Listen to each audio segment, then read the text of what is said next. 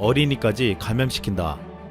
최근 영국에서 나온 변종 코로나에 대한 공포가 전 세계로 확산되고 있습니다.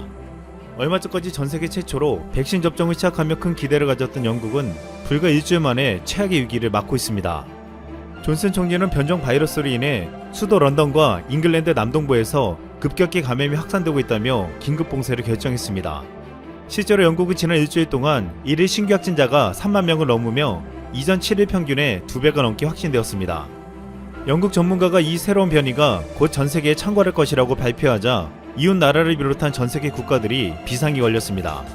현재 유럽과 아시아를 중심으로 영국발 항공기 운항을 중단하는 국가가 40개국이 넘어섰습니다. 블룸버그 통신은 유럽이 영국을 격리했다라고 묘사했습니다.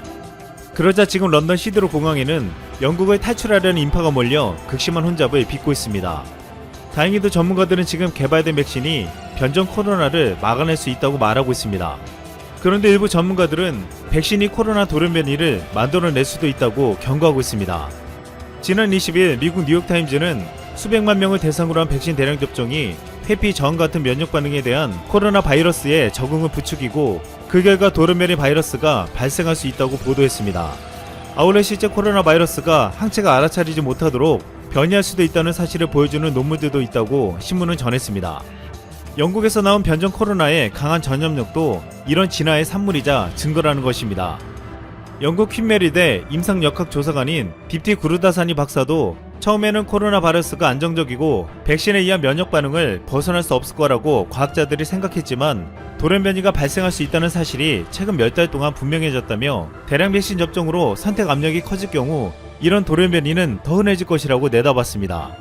오히려 섣부른 백신 접종으로 인해서 전파력이 훨씬 강한 돌연변이가 생겨날 수도 있다는 것입니다.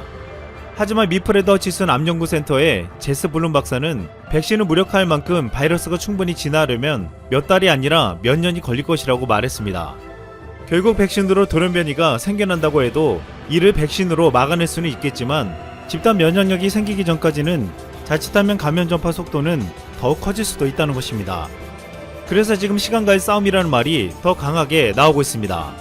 스위드 베른대의 분자 전염병학자인 엠마 호크 로프트는 1년 내 인구의 60%의 백신을 투여하고 그동안 확진자 수를 계속 줄이는 게 바이러스의 변이 기회를 최소화하는 방법이라고 조언했습니다. 여기서 우리는 김호란 대한예방의학회 코로나 대책위원장의 말을 귀 기울여 들을 필요성이 있습니다. 백신 접종을 빨리 서두른다고 해서 집단 면역이 빨리 형성되는 것은 아닐 수도 있다는 것입니다. 미국과 영국 등 많은 선진국들이 화이자 백신 접종을 먼저 시작했지만 이는 운송과 보관 및 접종이 까다롭기 때문에 빠르게 접종률을 높일 수 없다는 한계가 있습니다. 하루에 10만 명씩 접종을 해도 한국 국민들 1000만 명을 맞추는데 7개월이나 걸립니다. 여기서 중요한 것은 화이자 백신의 유효기간이 6개월밖에 되지 않는다는 것입니다. 현재 독감 백신도 유효기간이 6개월입니다. 게다가 이 접종의 효과가 실제 6개월 동안 지속될지도 아직까지 확실히 알 수 없다는 것입니다. 이런 백신을 먼저 접종하면 빨리 집단 면역이 생길 것처럼 보도하지만 이는 사실과 다를 수 있다고 보고 있습니다. 여기에는 예방접종을 안 맞는 이들도 있고 맞는 시기도 제각기 다르고 효과도 오래가지 않을 수도 있습니다. 이 때문에 무조건 백신 접종을 빨리 시작한다고 해서 집단 면역에 빨리 도달한다고 보는 것은 섣부른 판단이라는 것입니다. 반면 우리 정부가 확보한 아스트라제네카는 훨씬 더 빠르게 접종이 가능할 것으로 보고 있습니다. 아스트라제네카 백신은 일반 냉장고 온도에서 보관이 가능하며 운송 보급이 빠르게 이뤄져 전국 의료기관에서 하루에 50만 명 접종이 가능할 것으로 보이고 있습니다. 그렇게 되면 화이자보다 5배나 빠르게 접종할 수 있습니다. 무엇보다 아스트라제네카는 전통적으로 써온 방법으로 만든 백신이기 때문에 한 번도 사용되지 않은 방법으로 만들어진 화이자나 모더나보다 더 안정성이 높다고 보고 있습니다. 김현원 교수는 현재 전세계 백신 접종과 한국의 상황을 이렇게 말했습니다. 어떤 백신이나 치료제든 100% 안전하고 효과적인 건 없다. 어느 정도 위험을 안고 가고 위험이 커도 코로나처럼 질병의 영향력이 크면 감수하는 것이다. 현재 미국이나 영국과 한국의 상황이 많이 다르다는 것을 감안해야 한다. 김원환 교수의 말처럼 현재 한국의 상황은 많이 다릅니다.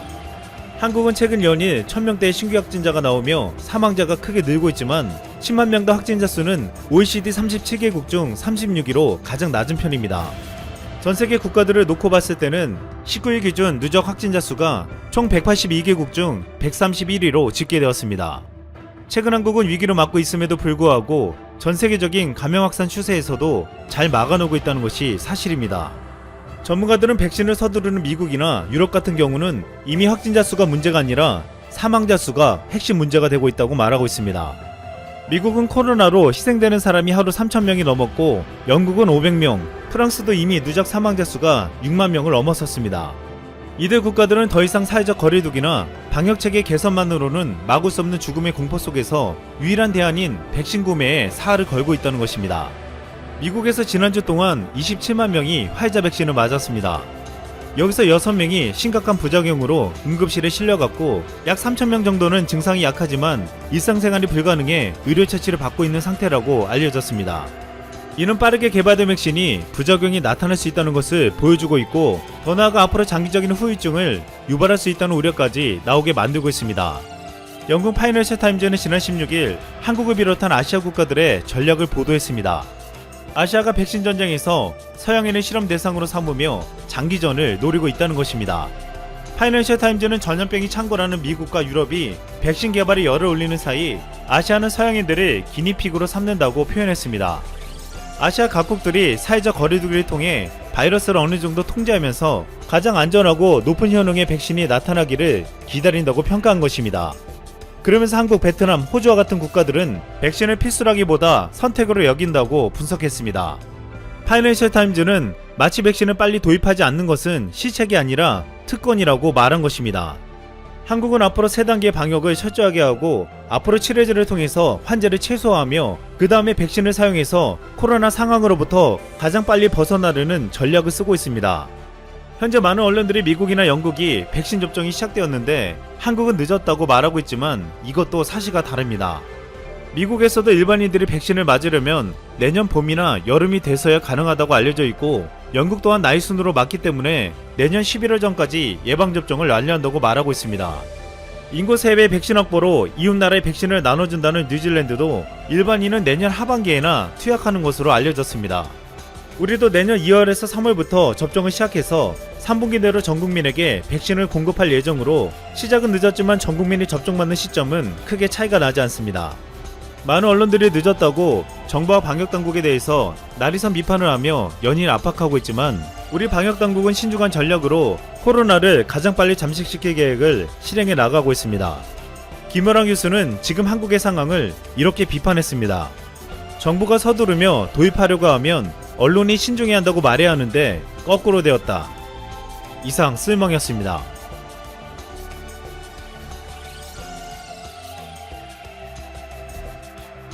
베트남은 이번에 코로나 사태에서 한국에 등에 칼을 꽂았다. 공산당은 상종 않는 게 상책이다. 베트남의 중국 대체로는 미중 무역 전쟁 발발 이후 끊임없이 제기돼왔다.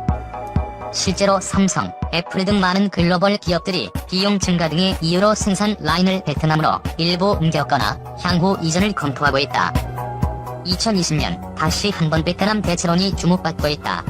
코로나19 확산 이후 글로벌 공급망이 재편됨에 따라 중국이 베트남에 세계의 공장 지위를 내어줄 것이라는 관측이다. 왜 베트남인가? 정말 베트남은 중국을 대체할 수 있을 것인가? 중국 외교학원 세계정치연구센터 스잔 주임의 심층 분석을 정리해봤다.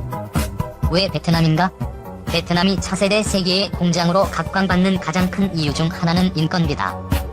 2018년 기준 베트남의 인구는 9,600만 명, 인구 증가율이 높은 한편 젊은 인구 구조를 가졌다. 인건비가 중국의 3분의 1 수준으로 저렴하다. 해외 무역 조건도 유리하다. 베트남은 미국과 자유무역 관계를 맺고 있으며 유럽 국가들과도 1년의 조약을 체결해 거의 무관세와 다름없다. 2019년 10월 2일 삼성은 중국의 마지막 스마트폰 공장을 베트남으로 이전했다. 당시 업계에서는 삼성마저 떠났다며 중국의 스마트폰 생산 라인에 대해 비관적인 전망을 내놨다.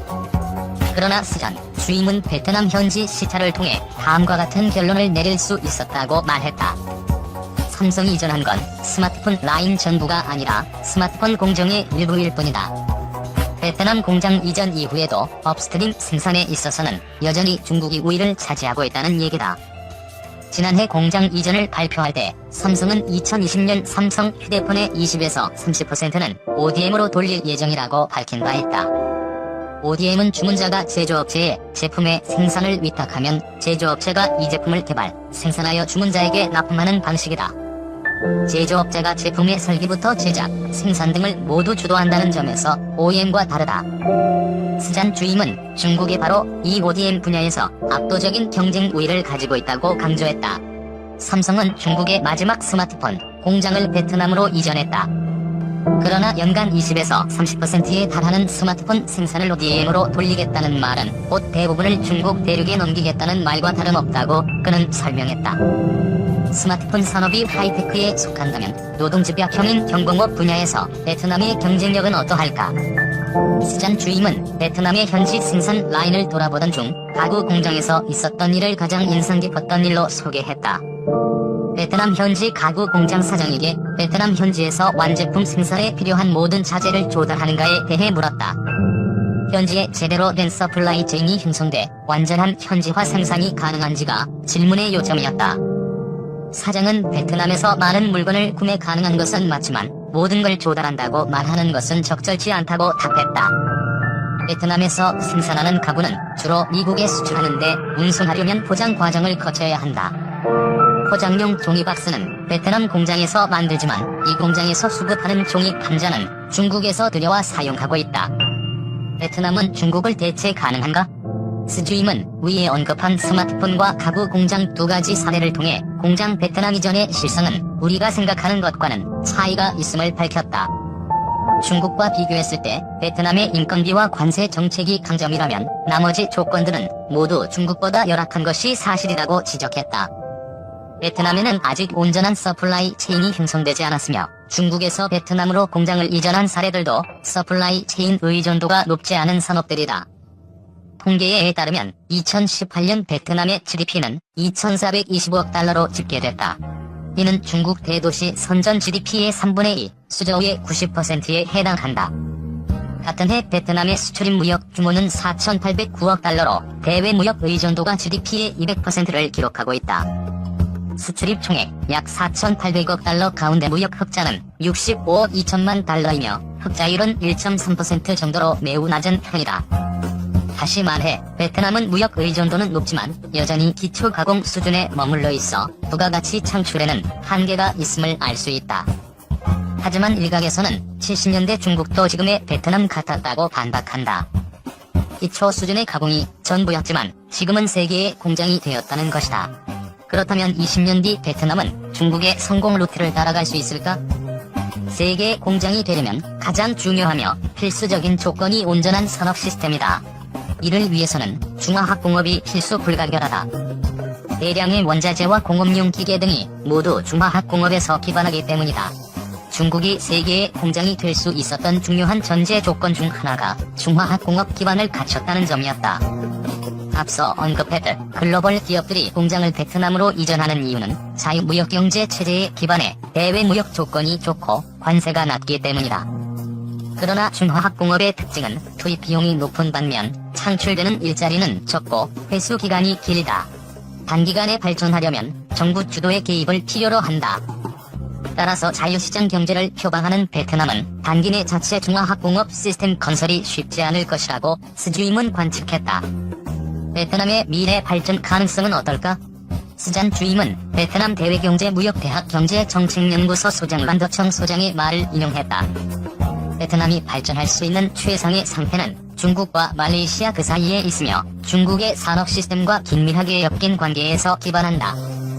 코로나 사태를 겪으며 중국 플러스 1 방식의 모델이 주목받았다.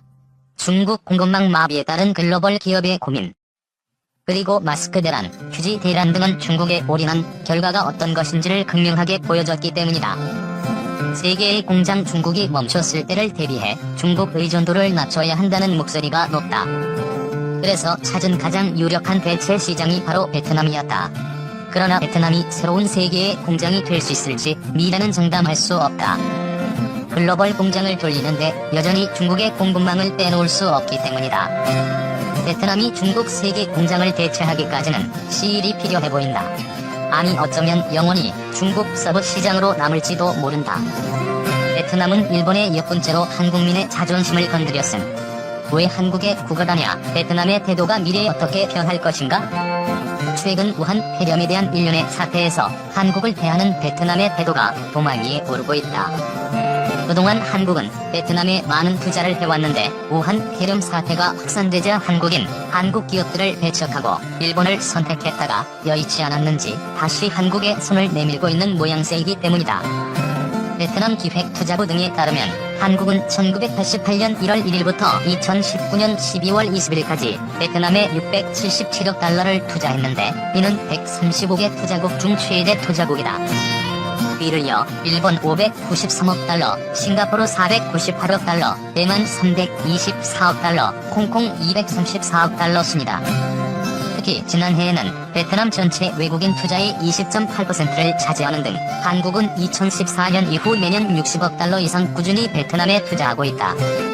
진출 초기에는 섬유, 의류 등 경공업 위주의 투자를 진행했었다가 2009년 삼성전자가 베트남 북부 금민송에 휴대전화 생산 기지를 마련하면서 전기, 전자 관련 한국 기업의 베트남 투자 진출이 증가했다. 이외에도